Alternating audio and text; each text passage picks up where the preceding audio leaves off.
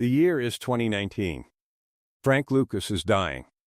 Not from bullets, not from the streets, from time itself. There's a hospital room in Cedar Grove, New Jersey, where death sits in a plastic chair and counts the minutes. The man in the bed is 88 years old. His breath rattles like dice in a cup. To the nurses walking past, he's just another old man fading into nothing.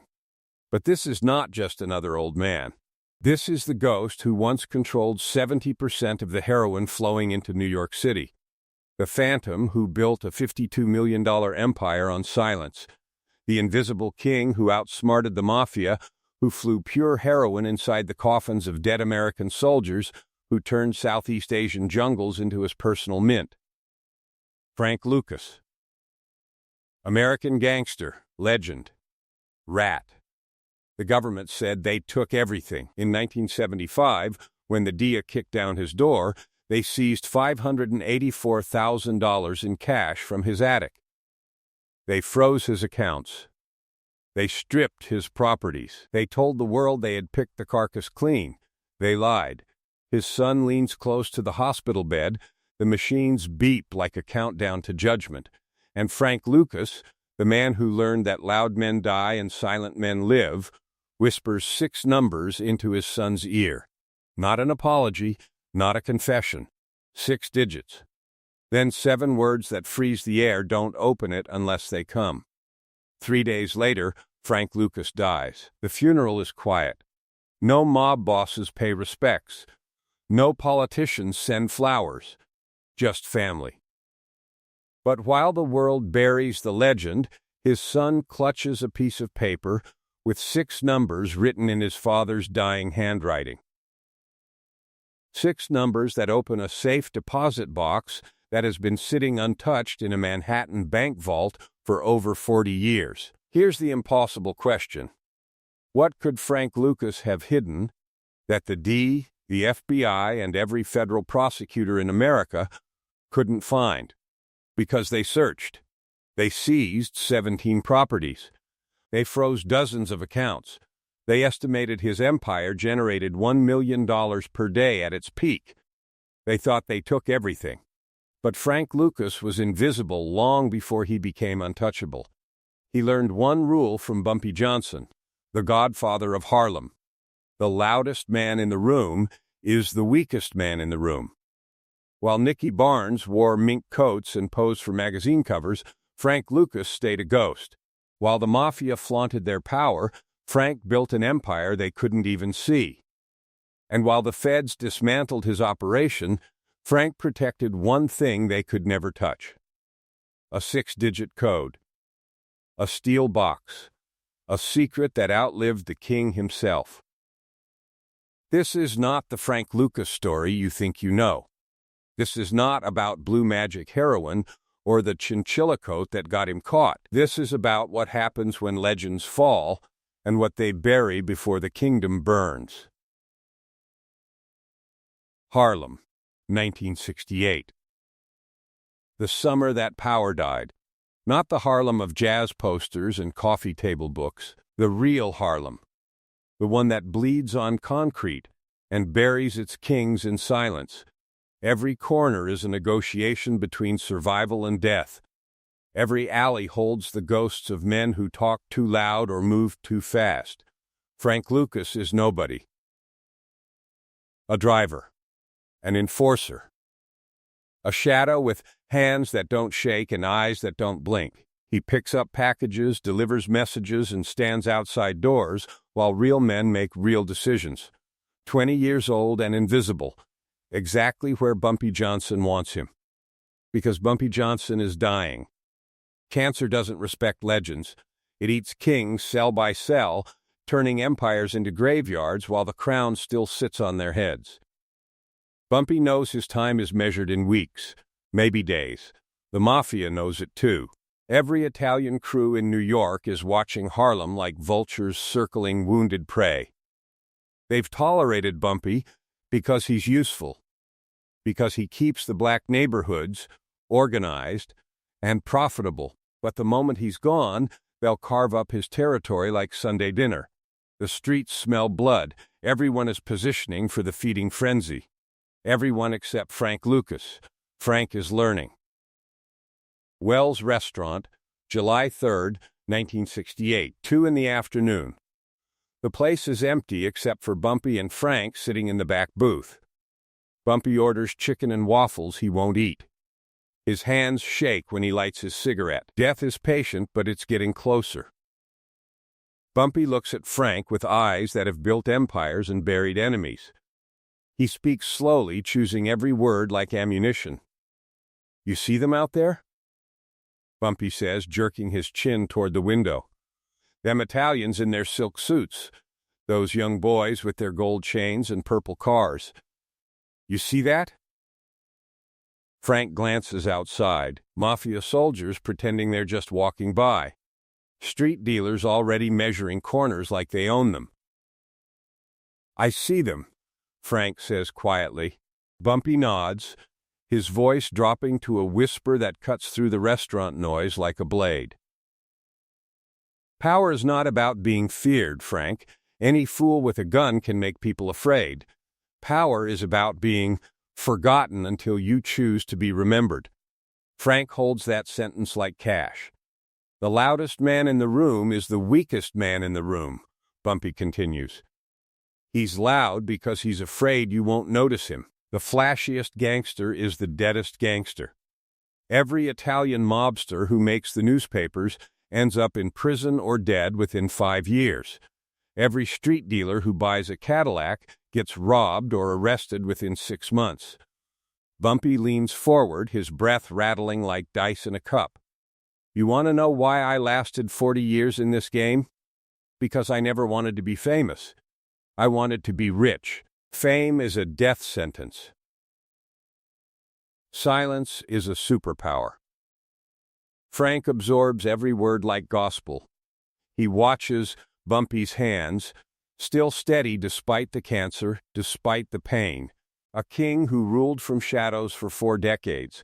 "Don't chase corners," Bumpy says.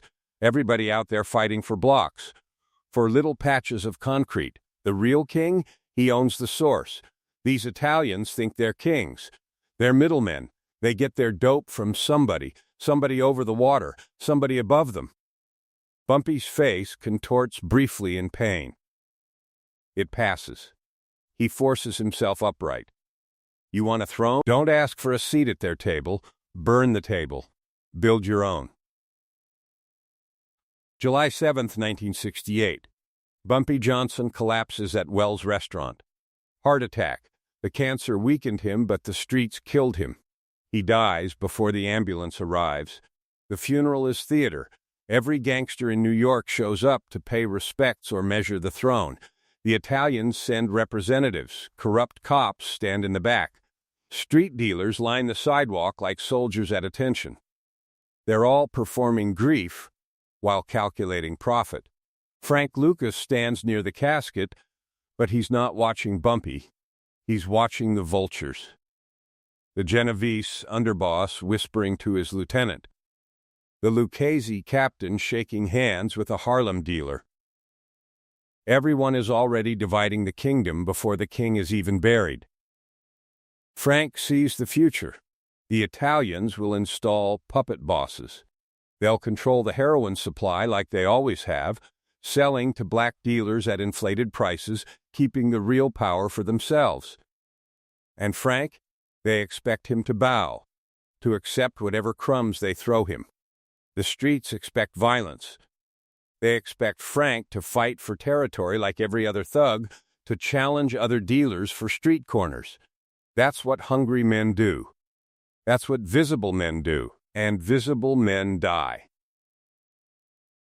Frank chooses neither path, violence or submission.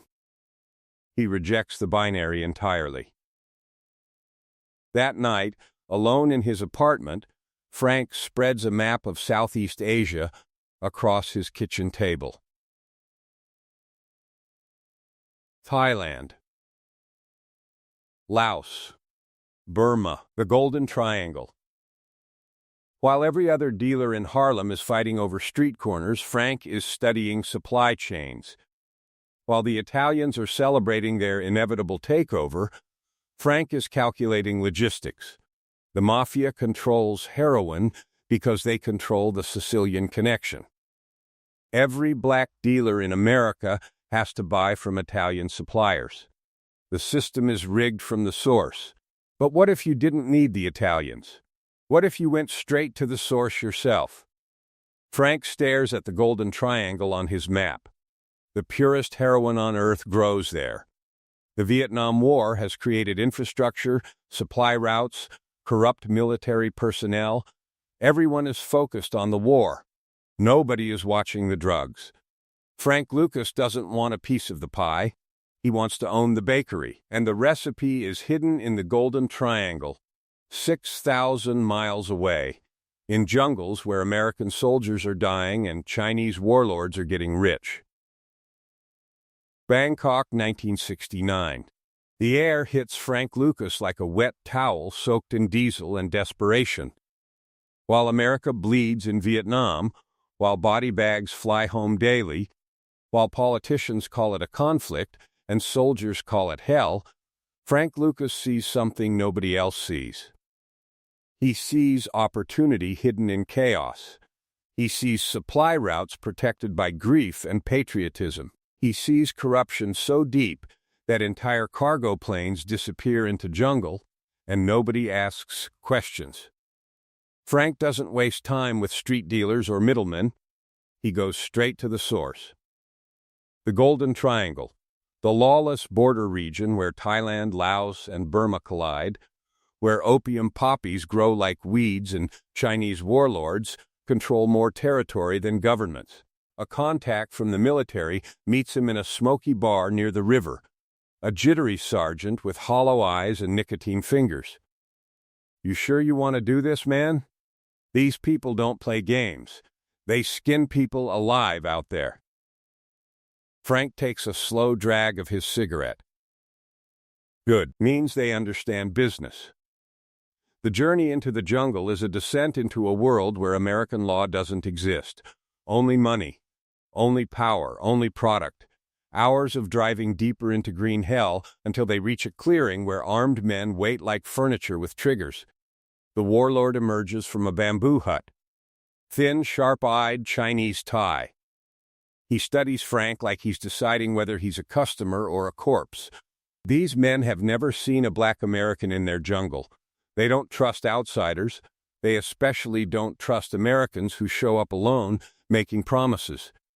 "You came alone," the warlord says in broken English. Frank nods. "If I can't walk in here alone, I don't belong here." Inside the hut, the heat is punishment. No fan, no breeze, just thick air and thicker silence. Frank is sweating through his shirt, but his voice stays ice. "I want everything between here and New York." Weight. Real weight. Pure. No cut. No games. The warlord laughs once, not amusement. Disbelief. "You Americans always want too much. You buy from Italians. Go to them." Frank leans forward. "That's why I'm here. I'm tired of buying from Italians. Tired of paying 13,000 a key for stepped-on garbage. I know you're selling to them for less. I know they're getting rich off both of us." He doesn't negotiate like the loud American gangsters they've heard about. He doesn't make threats.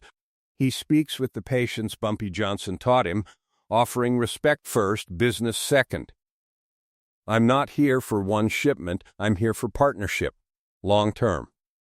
Guaranteed volume, regular payments. Cash, no credit, no favors. I don't need a discount, I need the truth." The warlord gestures. A guard lifts a wooden box, opens it. Inside, heroin, white as snow, pure as mathematics. A guard cooks a sample, injects. His soul leaves his body in one long exhale. 98% pure. This isn't the 30% trash the mafia sells. This is death and money in powdered form. 4,200, the warlord says, per kilo. Cash. Frank doesn't negotiate. half what the Italians pay their Sicilian suppliers, half the cost, double the purity, double the margin, double the control. Done. But securing product is only half the equation. Getting it into America is the impossible part. This is where Frank's genius separates him from every dealer in history. While the mafia smuggles through traditional routes that law enforcement monitors constantly, Frank identifies a channel nobody searches. Coffins. Dead American soldiers returning from Vietnam in flag-draped caskets. Back in Saigon, Frank sits across from corrupted military personnel in a barracks room that smells like sweat and fear. You're flying these caskets home anyway. Government pays you the same whether they're empty or not. I'm just asking you to give the bottom a second purpose. Heroin hidden in false bottoms beneath the bodies. Customs never searches the dead. It would be disrespectful, unpatriotic, unthinkable. The ultimate invisible cargo delivered with military precision. By 1971, blue magic floods Harlem like a nuclear bomb. 98% purity compared to the mafia's diluted garbage. Junkies overdose because they're not prepared for real product. Word spreads like fire. Frank's empire generates $1 million per day. The mafia's market share collapses, but they can't identify their competitor. Frank runs two parallel operations. His brothers handle the visible street operation, but the invisible international supply chain is known only to him. His brothers want to celebrate their wealth. They want cars, jewelry, respect. Frank forbids it. We're not drug dealers, he tells them, his voice ice. We're ghosts who happen to sell drugs. The moment you become visible, you become vulnerable. Frank Lucas has built the perfect, invisible empire. But perfection attracts attention, and attention kills kings. Detective Richie Roberts gets assigned to a new federal task force. His mission, identify the mysterious supplier flooding New York with impossibly pure heroin. Roberts is different. Honest in a department drowning in corruption. Now he's hunting the biggest operation in history, and he doesn't even know the target's name. Frank is invisible. But invisible men cast shadows, and Richie Roberts is about to start following those shadows straight to the throne. By 1972, Frank Lucas controls 70% of New York's heroin trade while remaining completely invisible. 70%. Not a corner, not a neighborhood, the entire kingdom. And nobody knows his name. Frank drives a modest Ford, lives in a quiet house in Teaneck, New Jersey, wears simple dark suits that could belong to any businessman commuting into Manhattan. His neighbors think he works construction. This is discipline. This is the inheritance Bumpy Johnson left him. The loudest man in the room is the weakest man in the room. Silence is survival. Invisibility is armor. While Frank operates from shadows, a clown dances in the spotlight. Nicky Barnes, Mr. Untouchable. That's what the magazines call him when they put his face on covers. Barnes poses in $1,000 leather coats and gold chains, driving custom purple Lincolns with his initials stitched in the seats. He throws parties where champagne flows like rivers and models hang on his arms like jewelry. The New York Times makes him famous. He's everything Bumpy warned against: flash, noise, ego. Frank despises him. But somewhere deep, somewhere he won't admit even to himself, Frank envies the recognition. At a private card game in late 1974, Barnes sees Frank across the room and laughs loud enough for everyone to hear. There's Frank Lucas, the invisible man, richest broke-looking dude in Harlem.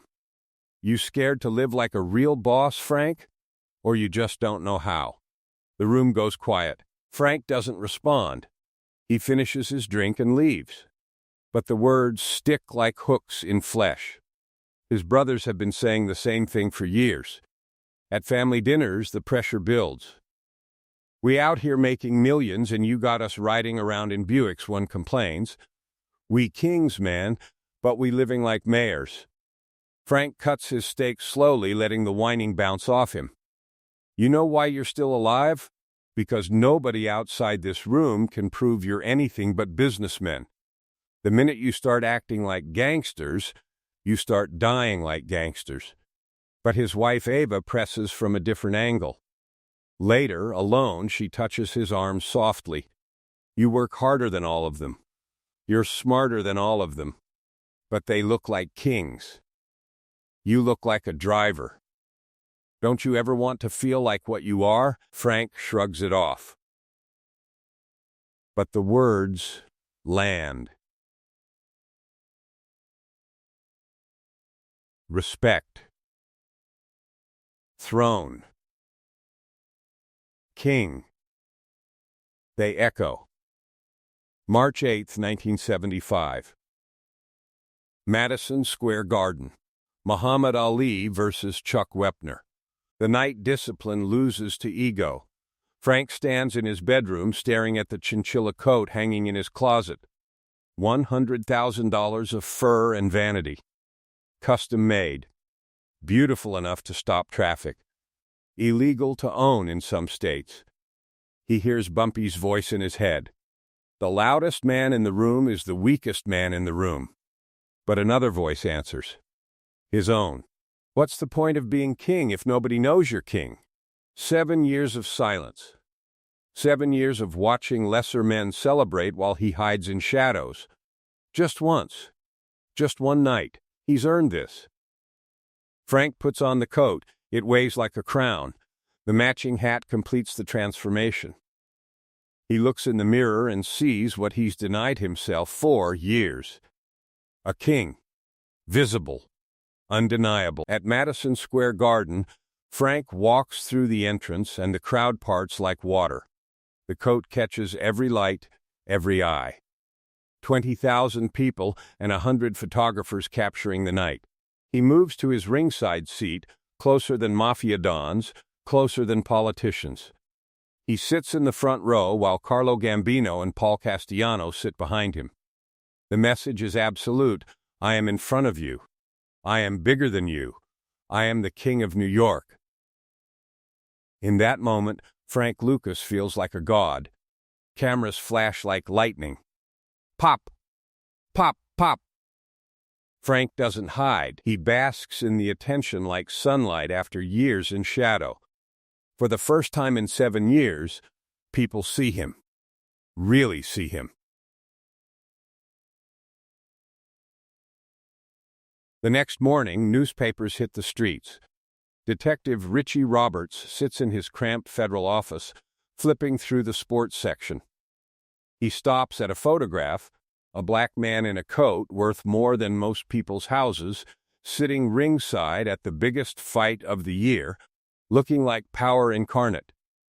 Roberts has been hunting the ghost flooding New York with pure heroin for 3 years. Every lead goes cold. Every witness goes silent. The supplier is invisible. Until now. Roberts stares at the photograph. Who is this guy? That photograph just turned the invisible man visible. And visible men die. The fall of an empire doesn't start with bullets, it starts with curiosity. Like gravity remembering you exist. Detective Richie Roberts connects the dots in 72 hours. The chinchilla coat. The ringside seat. A discreet inquiry to Madison Square Garden staff reveals a name. An address. Teaneck, New Jersey. The modest house where Frank Lucas has been hiding in plain sight for 7 years, playing suburban father while running 70% of New York's heroin trade. Roberts isn't a genius. He's relentless. He taps the photo of Frank in that coat to his corkboard and starts pulling threads. A parking ticket linked to a license plate. The license plate linked to Frank's address. Phone taps bloom like weeds across Frank's organization. Surveillance teams watch his brothers, his suppliers, his drivers. Every conversation gets recorded. Every movement gets photographed. The invisible empire becomes visible under federal microscopes, and visibility is cancer for kings who built their thrones on shadows. January 28, 1975. Dawn breaks cold over Teaneck. Frank hears the helicopters before he sees them. That distinctive chop, chop, chop cutting through morning silence like blades through bone. He's in bed next to his wife when the sound registers, and he knows immediately what it means. Not police helicopters. Federal. DIA. The end of everything. He doesn't run. Running is for people who believe they have somewhere to go. The front door explodes inward like a bomb detonating. 20 agents in tactical gear flood his house like a tidal wave of authority. Guns drawn, voices screaming commands that blur into one roar. Frank raises his hands slowly, calmly, watching his empire dissolve in real time. His wife screams. His children cry. The agents tear through his home like wolves through a carcass, ripping open cushions, smashing drywall, pulling up floorboards. In the attic, they find $584,000 in cash, stacks of hundreds wrapped in plastic, organized by denomination like a banker's wet dream. To the agents counting it on his living room floor, it looks like a fortune. To Frank, it's pocket change. Tuesday's receipts, but it's enough to bury him. Downtown, simultaneous raids arrest all 4 of Frank's brothers. The entire street operation collapses in one coordinated strike. 7 years of invisible empire dismantled in 7 hours. The interrogation room is small and cold, smelling of stale coffee and desperation. Richie Roberts sits across from Frank Lucas, studying the man who built an empire on silence. Frank's lawyer sits beside him. But Frank hasn't spoken in 3 hours. He just stares at the table like it holds answers to questions nobody's asking. Roberts lays out the math with surgical precision. 70 counts. Conspiracy to distribute heroin. Federal guidelines say you're looking at 70 years minimum. You'll die in prison, Frank. Your kids will have grandchildren before you breathe free air again. Frank doesn't blink, doesn't flinch. Stone. Or you cooperate. You testify. You give us the corrupt cops, the dirty DIA agents, the mobsters who let you operate. You do that, we can talk about 15 years. The impossible choice. Die in prison as a legend or betray the code and survive as a rat. Frank hears Bumpy's voice like a ghost in his ear. Loyalty. The code. The street law that says you never cooperate, never testify, never break. But Frank also sees his wife's tears, his children's faces. 70 years means he never holds them again. Loyalty to the streets or loyalty to blood. Legend or rat. Throne in memory or life in reality. Frank Lucas chooses survival. He becomes a federal witness, testifying against over 100 people. Corrupt NIP detectives, DIA agents, Italian mobsters, street dealers. His cooperation destroys entire networks, burns the forest down to ash and bone. The streets brand him immediately: rat, snitch, traitor. A $500,000 contract appears on his head. His family fractures. The Lucas name becomes poison in Harlem. But he lives. During his testimony, federal prosecutors notice an anomaly. The seized assets don't match the estimated empire value. Frank seems too calm for a man who lost everything. Too composed, like a king in exile who knows the throne still exists somewhere, waiting. Frank told them everything about his empire. Everything except the 6-digit code. Some secrets are worth more than freedom. Cedar Grove, New Jersey. May 30, 2019. We return to where legends come to die. Frank Lucas is 88 years old. His breath rattles like dice in a cup. The machines beep their countdown to judgment, marking time in a room that smells of disinfectant and dying dreams. His son sits beside the bed, watching his father fade into whatever comes next. The nurses see just another old man. They don't know they're watching the ghost who once controlled 70% of New York's heroin trade dissolve into memory and myth. Time is the only police officer you cannot bribe. It eventually kicks down every door. Frank served 15 years in federal prison. Got out in 1991, a broken king in a kingdom that no longer existed. The streets had moved on. New dealers, new product, new legends. Frank Lucas became a cautionary tale, a name whispered in bars, a rat who traded loyalty for survival and lived to tell about it. He worked as a janitor, minimum wage, mopping floors in buildings he once could have purchased with pocket change.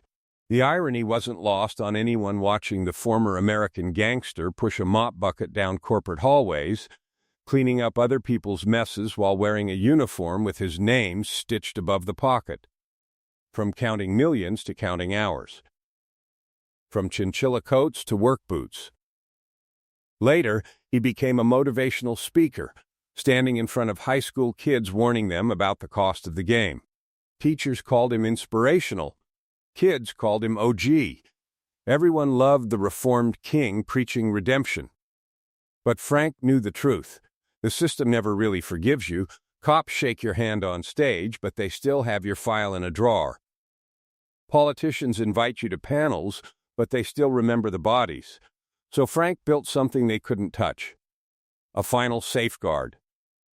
An insurance policy that outlived empires. In private conversations with his son, Frank drops hints like breadcrumbs, leading to buried treasure. They're sitting on his porch one summer evening in 2015, drinking iced tea, watching the sun die slow over suburban New Jersey.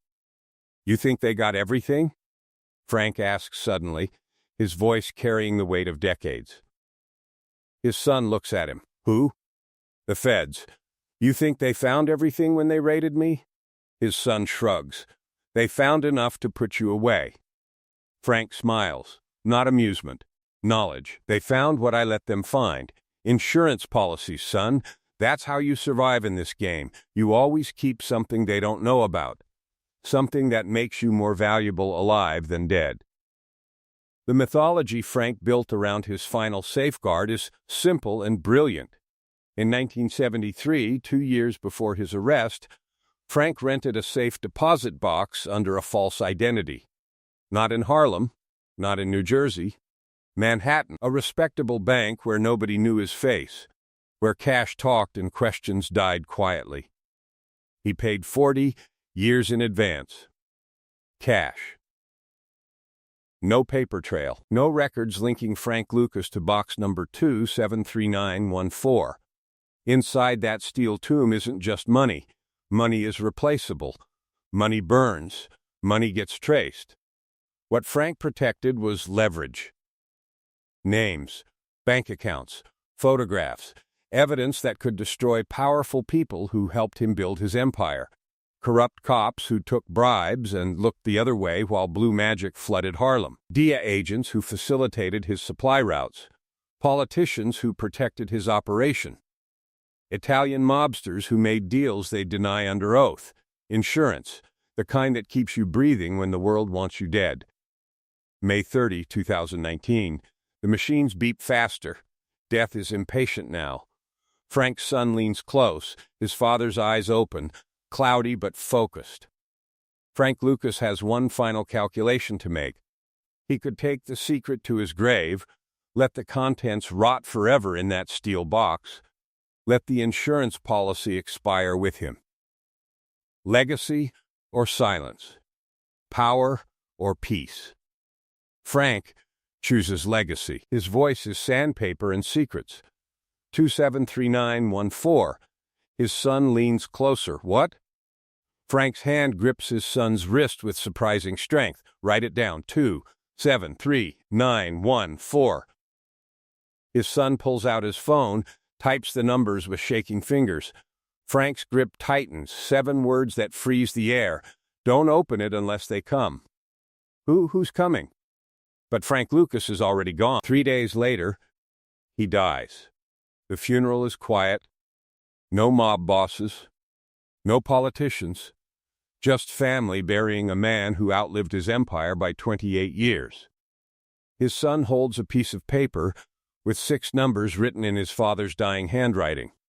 6 numbers that open a safe deposit box sitting untouched in a Manhattan bank vault for over 40 years. 6 numbers that represent Frank Lucas's final power play, insurance that outlived the king himself. The son faces the same impossible choice Frank once faced. Legacy versus safety. Open the box and inherit not just wealth, but enemies. Names that could destroy careers, topple empires, expose corruption that spans decades. Or honor his father's legacy of silence. Let the secret stay buried. Let the dead rest. The moral complexity is suffocating. Frank Lucas destroyed thousands of lives with heroin. He flooded communities with poison, turned mothers into addicts, turned children into orphans, but he's celebrated as a pop culture icon. Movies, documentaries, books. The American gangster who beat the system. If you held that 6-digit code, knowing the blood on that money and the secrets in that steel, would you open the box and claim the throne? Or let the legend stay buried? Some kings rule from thrones, others rule from graves. And Frank Lucas? He's still counting his money from the shadows.